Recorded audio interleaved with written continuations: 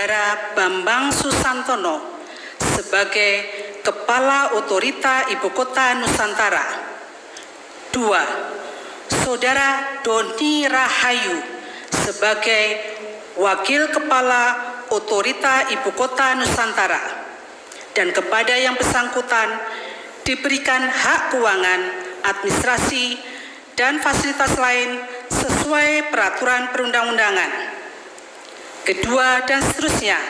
Ketiga, keputusan Presiden ini mulai berlaku pada tanggal ditetapkan di Jakarta pada tanggal 9 Maret tahun 2022. Presiden Republik Indonesia Joko Widodo.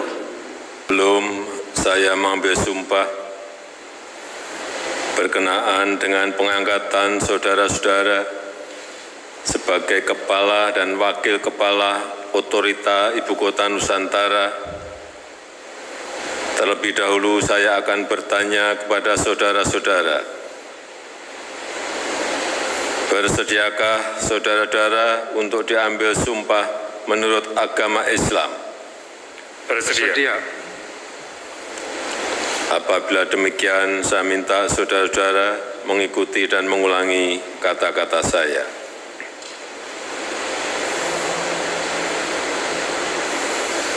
Demi Allah, saya bersumpah. Demi Allah, saya bersumpah. Akan memenuhi kewajiban saya. Akan memenuhi kewajiban saya.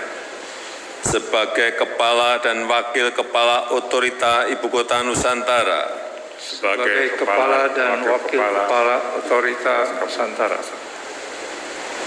Dengan sebaik-baiknya dan seadil-adilnya. Dengan sebaik-baiknya dan seadil-adilnya. Memegang teguh Undang-Undang Dasar Negara Republik Indonesia. Memegang teguh Undang-Undang Dasar Negara Republik Indonesia. Tahun 1945. Tahun 1945. Dan menjalankan segala undang-undang.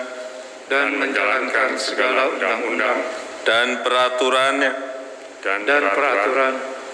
Dengan seluruh-seluruhnya. Dengan seluruh-seluruhnya. Serta berbakti kepada masyarakat. Serta berbakti kepada masyarakat. Nusa dan bangsa. Nusa dan bangsa. Warahmatullahi wabarakatuh. Bismillahirrahmanirrahim. Pada hari ini saya dan Pak Doni mendapat penugasan dan amanah sebagai Kepala dan Wakil Kepala Otorita IKN.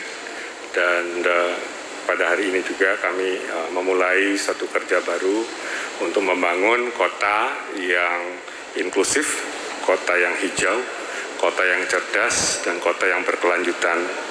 Jadi kata-kata ini semua tentu terangkum dalam kesatuan di mana kota tersebut dibangun untuk semua kalangan, a city for all istilahnya, karena itu sifatnya inklusif.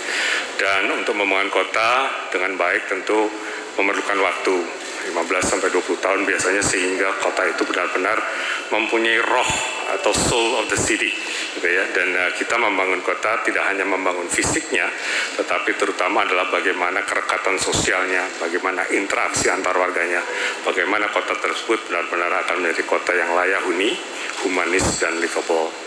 Dan step-stepnya tentu saja setelah ini kami segera akan menghubungi pihak-pihak KL terkait yang selama ini sudah mempersiapkan konsep-konsepnya.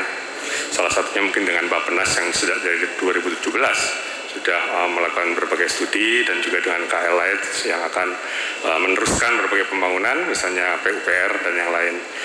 Melalui kesempatan ini kami mengharapkan dukungan dari semua pihak, dukungan dari semua masyarakat, karena kota ini adalah kota yang merefleksikan kenusantaraan, kekitaan semua, tentu dengan kearifan lokal yang sangat tinggi, sesuai dengan lokasinya yang berada di Kalimantan Timur. Dan untuk itu kami mohon dukungan semua lapisan masyarakat untuk sama-sama kita membangun kota Nusantara ini sehingga menjadi kota yang sekali lagi inklusif, hijau, cerdas, dan berkelanjutan. Mungkin Pak Doni ada sampaikan, silakan. Udah lengkap. Terima kasih. Iya, Bapak Presiden mengharapkan tentu ini kota akan menjadi satu kota yang dapat merefleksikan kota Indonesia di masa depan, di mana tentu saja semua tantangan refleksi ke masa depanan kita akan terangkum di dalam kota ini. Bagaimana nanti kota ini dikelola misalnya, bagaimana interaksi antar warga, bagaimana digitalisasi nanti akan mewarnai kota tersebut, dan tetap sekali lagi ini kota yang harus humanis, harus mengedepankan interaksi, kerekatan sosial, kohesivitas antar warganya. Jadi program-program yang ada tentu tidak hanya semata-mata membangun fisik sekali lagi, tapi kami juga ingin membangun kerekatan sosial, kami ingin membangun masyarakat yang dinamis, yang vibrant, sehingga sekali lagi ini akan menjadi kota untuk semua, a city for all. Tadi Pak boleh diceritakan sedikit sejak kapan dikontak oleh Pak Presiden atau Pak Presiden bagaimana kalau boleh diceritakan prosesnya pilih jadi kepala dan wakil kepala. Ya, mungkin Pak Doni dulu deh. Oke, saya dulu. Jadi kami memang sudah ada diskusi awal dengan Bapak Presiden, dan titipan dari Bapak Presiden salah satunya tadi, kota itu harus membangun satu peradaban baru. Beliau menginginkan kota ini menjadi kota percontohan yang tidak hanya untuk Indonesia tetapi juga kalau bisa is a global city gitu ya. Kami sendiri dikontak sekitar 2 minggu yang lalu gitu ya. Kemudian juga baru kemarin sebetulnya kami menyelesaikan tugas dan tanggung jawab kami di Asian Development Bank.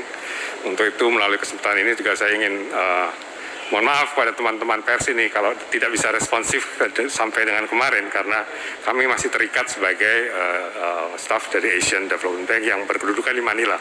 Jadi kami baru minggu ini, awal minggu ini sampai di Indonesia, dan tentunya butuh waktu untuk mempelajari semua dokumen, dan juga dalam saat yang bersamaan kami harus membangun institusi yang pada saat ini otorita hanya kami berdua.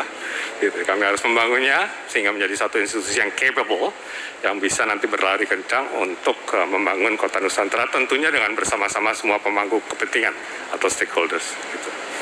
Pak Doni mungkin ceritanya lain, jadi saya persilakan. Terima kasih. Assalamualaikum warahmatullahi wabarakatuh.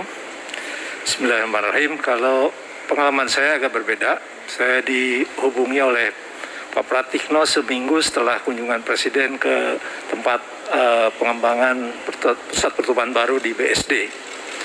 Setelah itu cukup panjang diskusi, bagaimana dimintai pendapat-pendapat, dan baru kemarin hari Rabu itu ada perintah yang diminta saya untuk membantu mensukseskan pembangunan ibu kota Nusantara. Saya pribadi sejak dilantik ini sudah menyiapkan pengunduran diri dari Sinarmas Land,